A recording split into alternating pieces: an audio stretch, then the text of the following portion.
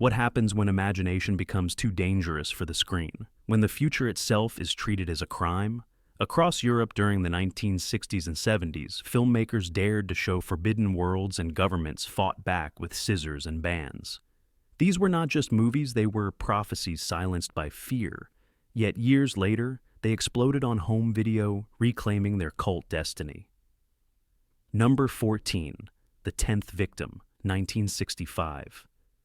In Italy's chaotic mid-60s cinema, something strange emerged. A film that looked like a pop art dream, but carried the soul of a dystopian nightmare. The Tenth Victim became one of the most visually striking science fiction satires of its time. It was a story about a televised death game long before the Hunger Games or Battle Royale even existed. The plot followed a future where murder had become entertainment. Contestants hunted each other through glittering cities for money and fame. Marcello Mastroianni and Ursula Andress brought the lethal glamour to life, wearing costumes that looked like space-age armor mixed with fashion show rebellion. But beneath the spectacle hid a sharp commentary on media addiction and moral collapse. When the film premiered, European censors panicked. Some countries demanded cuts, claiming it glorified violence, while others called it a moral decay of modern society. Italy itself banned several versions from airing on national television, labeling it too disturbing for families. Behind the scenes, director Elio Petri fought studios who feared lawsuits over its futuristic weapons. Critics dismissed it as sensational trash until the 70s, when underground VHS copies spread through collectors in France and Germany. Suddenly, fans saw it as prophetic. By the time it hit home video shelves in the 80s, it was reborn as a cult masterpiece. Its imagery inspired music videos, fashion shows, and even American directors who stole its style frame by frame. The Tenth Victim was no longer a banned relic. It was a warning about a world that had already arrived. Number 13. Fantastic Planet, 1973. When French animation dared to go cosmic, the world was not ready. Fantastic Planet arrived like an alien hallucination. Directed by René Laloux, with surreal art by Roland Topor. It told the story of giant blue masters called drogs, who kept humans as tiny pets. The visuals were hand-drawn in pastel colors that seemed both innocent and nightmarish. It was more than an animated fantasy. It was a political fable about oppression, rebellion, and spiritual evolution. Critics called it a masterpiece of imagination, but many governments saw it differently. In Eastern Europe, censors banned screenings, accusing it of promoting social unrest. The Czech co-production deal collapsed when authorities deemed the allegory too obvious. Even in France, broadcasters hesitated to air it, fearing controversy over its hypnotic scenes and eerie music by Alain Goraguer. During production, Laloux's team worked in near poverty using discarded equipment. Several reels were nearly destroyed after a power outage in the Prague studio. Rumors spread that French distributors hid the uncut negatives to protect them from seizure. When it finally reached Western audiences on home video, the movie became an underground sensation. Students and philosophers quoted it like scripture. Musicians sampled its score. Its influence reached science fiction writers, from Jodorowsky to George Lucas, who admired its otherworldly scope. Fantastic Planet proved that banned art can survive in exile. It floated above censorship and found immortality in imagination. Number 12. A Clockwork Orange, 1971. Stanley Kubrick's dystopian opera hit Britain like a thunderclap. Critics called it brilliant and blasphemous in the same breath. It followed Alex DeLarge, a charismatic young criminal, obsessed with ultra-violence, and Beethoven trapped in a future where the state sought to control behavior through experimental conditioning. Audiences were divided between awe and outrage. Newspapers blamed it for inspiring real-life copycat crimes. Protesters gathered outside theaters. The British Board of Film Classification faced political pressure to revoke its certificate. Kubrick himself pulled the film from circulation after receiving threats to his family. For 27 years, it was banned in the United Kingdom by its own creator. European nations fractured in response. Spain's fascist government banned it immediately. Ireland followed, citing moral collapse. In France, it was censored heavily, while Italy limited screenings to academic events only. But when VHS arrived in the 80s, underground copies began circulating among students who whispered about its forbidden genius. Behind the scenes, Kubrick endured sleepless nights. Warner Brothers wanted to re-edit, but he refused. Actors faced harassment and the production crew went into hiding. Yet the legend only grew. When it finally returned to theaters decades later, it emerged not as a scandal, but as a masterpiece of control and chaos. A Clockwork Orange reminded audiences that censorship cannot erase vision. It only delays its awakening. Number 11. The Damned, 1969. Visconti's The Damned was not just a movie, it was a mirror held to Europe's darkest hour. It told the story of a wealthy German family that slowly crumbled under the rise of fascism. Each frame was drenched in decadence, corruption, and despair. Dirk Bogarde and Ingrid Thulin moved through smoky corridors like ghosts of a dying world. Audiences expected another costume drama, but what they got was something far more dangerous. The film exposed the sickness inside power, showing how greed and fear turned a dynasty into monsters. Some scenes shocked even critics hardened by war films. Governments accused it of blasphemy against history itself. When it premiered in West Germany, police officers stood outside, theaters ready for riots. In Italy, it was nearly banned for portraying elites as predators. Several European broadcasters refused to air it, labeling it moral filth. Vatican representatives denounced it as perverse propaganda. Behind the camera, Visconti battled both political and corporate forces. The production faced sabotage rumors of stolen reels and anonymous death threats. Some cast members refused interviews for years, fearing backlash. Yet, the film's intensity was undeniable. When home video arrived, The Damned became a secret obsession. Students watched it in dim dorm rooms, passing around VHS tapes like forbidden scripture. Critics who once hated it now praised its raw honesty. The Damned was never about shock alone. It was a prophecy that warned what happens when power feeds on silence. It taught that censorship cannot purify a nation already corrupted by its own past. Number 10. The Beast, 1975. In the mid-70s, Poland and France united for a film that would shake Europe's moral foundation. The Beast, directed by Walerian Borachik, blurred the line between fairy tale and nightmare. It followed a wealthy family trapped in a decaying mansion, preparing for an arranged marriage that spiraled into madness, hallucination, and primal fear. Audiences were not ready. Critics called it blasphemous, surreal, and insane. French censors pulled it after a week, while Polish authorities banned it entirely under moral decency laws.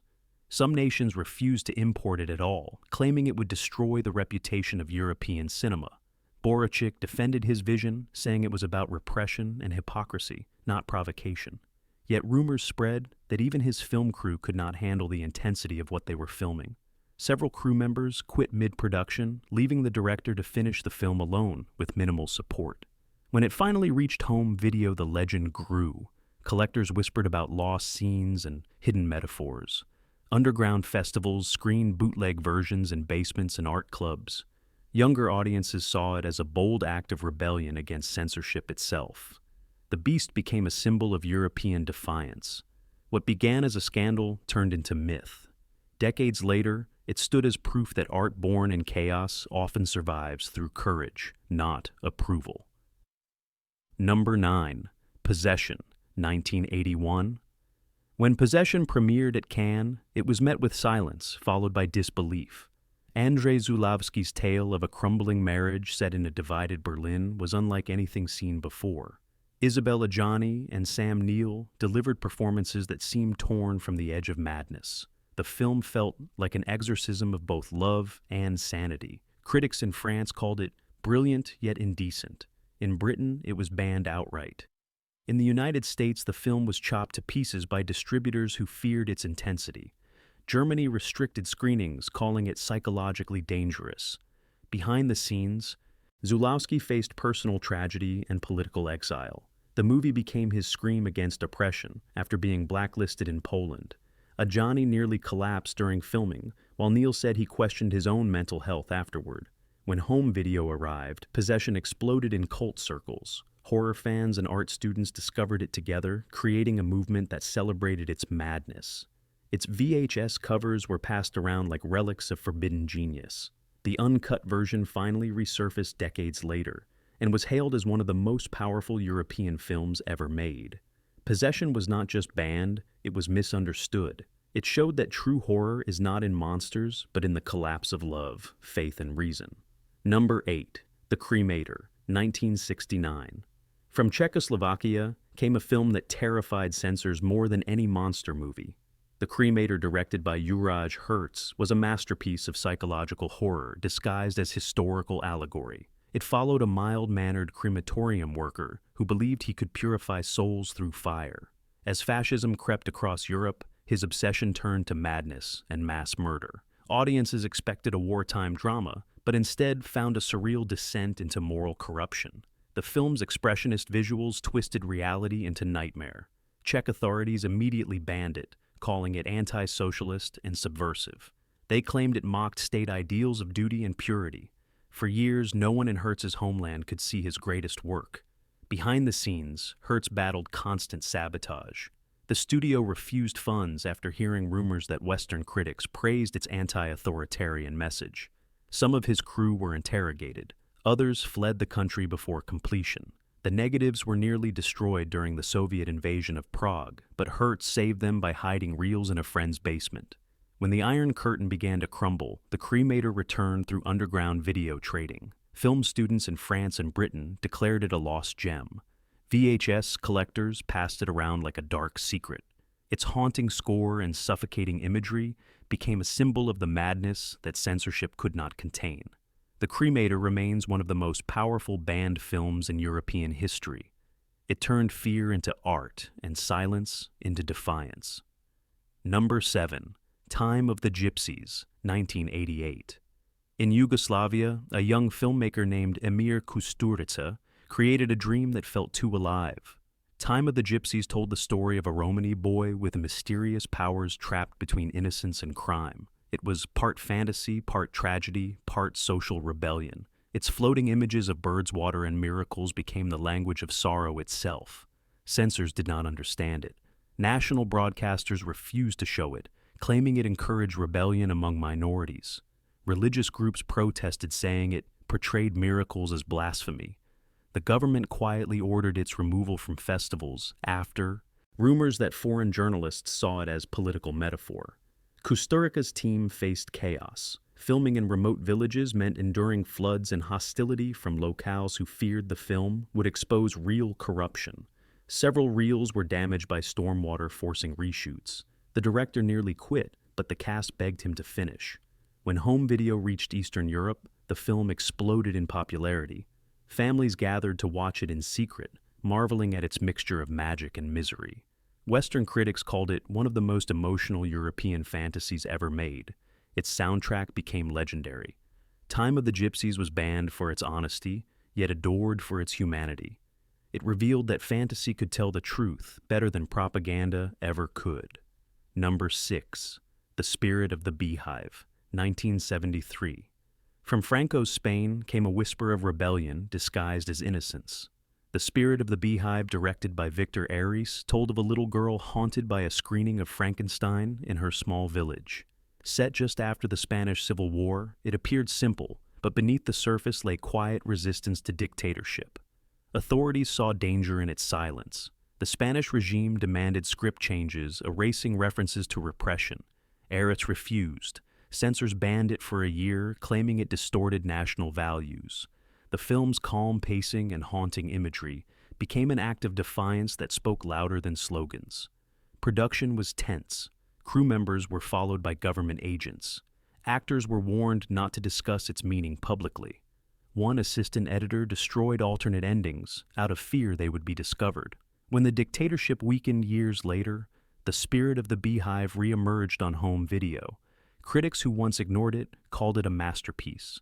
The film's hypnotic tone and child's gaze influenced directors worldwide, from Guillermo del Toro to Terrence Malick. The Spirit of the Beehive proved that rebellion can whisper and still echo forever. It showed that even under tyranny, imagination survives in secret.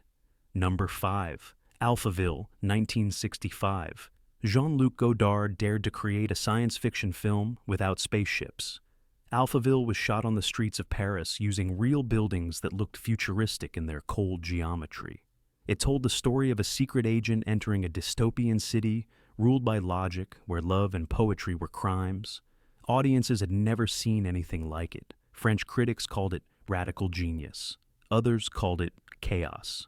Government censors disliked its portrayal of emotionless regimes and suspected hidden political messages aimed at contemporary France.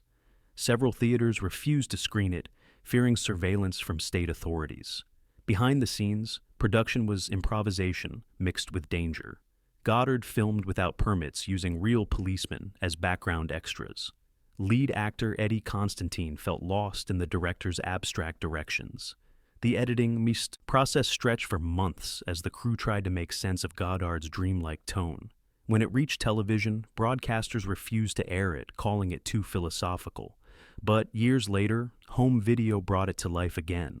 Students embraced its rebellion. Poets quoted its lines. Musicians sampled its haunting computer voice. Alphaville became not only a banned film, but a sacred text for anyone who believed that emotion could overthrow control. Its legacy still pulses through cyberpunk cinema. What once terrified censors became the seed of a new genre. Number 4. The Hourglass Sanatorium, 1973. From Poland came a film so strange it was nearly erased from history. The Hourglass Sanatorium, directed by Wojciech Haas, turned a story by Bruno Schulz into a surreal labyrinth of memory. It followed a man visiting his dying father in a hospital where time itself seemed broken. Past and present bled into one another. Authorities saw danger in its symbolism. The film's dream logic was interpreted as criticism of communist power. Polish officials banned it domestically after Cannes awarded it a jury prize. They claimed it was unpatriotic and religiously subversive. Even imported copies were confiscated. Behind the scenes, Haas faced constant pressure. The budget was slashed mid-production. Lighting equipment disappeared. The crew shot secretly in abandoned palaces filled with dust and decay. Rumors spread that the director was under surveillance. Yet the result was hypnotic. Every frame looked like a painting. When bootleg VHS copies reached Europe in the 80s, art students and filmmakers saw it as revelation. Terry Gilliam called it one of the most beautiful films ever made. The Hourglass Sanatorium proved that censorship cannot erase memory. It moves like a dream through generations, a forbidden masterpiece that refuses to die. Number 3. Solaris, 1972. In the Soviet Union, Andrei Tarkovsky crafted a film that dared to rival Western science fiction. Solaris was meant to answer the American obsession with technology by focusing instead on the human soul. It told of a psychologist sent to a space station, where a mysterious planet manifests the memories and guilt of its visitors. Officials expected a patriotic space epic, but Tarkovsky delivered a spiritual confession. They called it slow, dangerous, and anti-materialist. Soviet censors demanded cuts and debated banning it outright for being too Western in tone. Tarkovsky fought back, using his fame to keep it alive. The production was misery. Sets flooded. Cameras broke. Actors endured freezing conditions in chemical pools used to simulate the planet's surface. Tarkovsky rewrote scenes daily under pressure from state inspectors, who arrived unannounced. Despite everything, Solaris premiered to divided audiences. Some saw it as genius, others as treason. For years, Soviet television refused to broadcast it. Yet, when home video arrived in the 80s, its legend spread beyond borders. Western fans discovered it through grainy tapes whispering of a banned masterpiece from behind the Iron Curtain. Solaris became eternal proof that science fiction could explore not machinery, but conscience. It turned censorship into immortality. Number 2. Flesh for Frankenstein, 1973. From Italy came one of the most shocking experiments in cinematic history.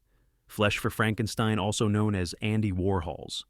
Frankenstein was directed by Paul Morrissey and produced under the Warhol Factory banner. It looked like a gothic nightmare but felt like a deranged parody of power science and obsession. When it premiered in Europe, audiences were stunned. Critics either walked out or gave standing ovations. Governments were less forgiving. Britain's censors banned it outright, calling it obscene. Italy limited screenings to private clubs. In Germany, reels were seized during customs raids. The film's bizarre mix of violence and satire made authorities believe it was an attack on morality itself. Behind the scenes, chaos ruled. The film was shot in Yugoslavia, where language barriers caused constant confusion. Actors claimed that Morrissey encouraged improvisation, so extreme that no two takes matched. The set was rumored to be haunted by accidents and breakdowns. Crew members walked off mid-production, leaving Warhol to supervise editing from New York through couriers and phone calls. When the ban lifted years later, the film returned as a legend. On home video, its cult status exploded. Collectors paid small fortunes for uncut VHS releases that circulated through underground stores. By the late 80s, Flesh for Frankenstein became a rite of passage for European horror fans. It proved that even the strangest visions could outlive censorship. Art once mocked, as filth had become, philosophy dressed in horror. Number 1. The Holy Mountain, 1973. From Mexico by way of France came the film that redefined the word forbidden. Alejandro Jodorowsky's The Holy Mountain was financed by Beatles manager Alan Klein and filmed with absolute freedom until the freedom terrified everyone who saw it. It told of a thief who joins a group of pilgrims seeking immortality guided by a mysterious alchemist. The film was a storm of images, saints turning into mannequins, soldiers bathing in blood symbols, from every faith twisted into surreal ritual. When it premiered in Cannes, the audience split between awe and panic. Some shouted masterpiece, others screamed blasphemy. European countries banned it one after another. Britain called it sacrilegious. France restricted it to underground midnight screenings. Spain's authorities seized prints from importers. Religious groups demanded prosecution. Even its distributors suppressed it for decades due to contract disputes, leaving it unseen for nearly 30 years. Jodorowsky's crew endured brutal conditions, filming in deserts, mountains, and salt flats. Many scenes were performed without scripts, relying only on the director's visions. Rumors spread that cast members experienced hallucinations during production rituals. When The Holy Mountain finally surfaced on home video, it erupted into myth. Directors from Nicholas Winding Refn to Gaspar Noé declared it a spiritual revelation. Its VHS copies were treated like relics hidden in collectors' libraries. The Holy Mountain became more than a movie. It was proof that censorship cannot kill enlightenment. It taught that when truth frightens the powerful, only time can set it free. From Paris to Prague, from Rome to Warsaw, these banned European films shared a single fate. Each was silenced by fear, then resurrected by home video worship.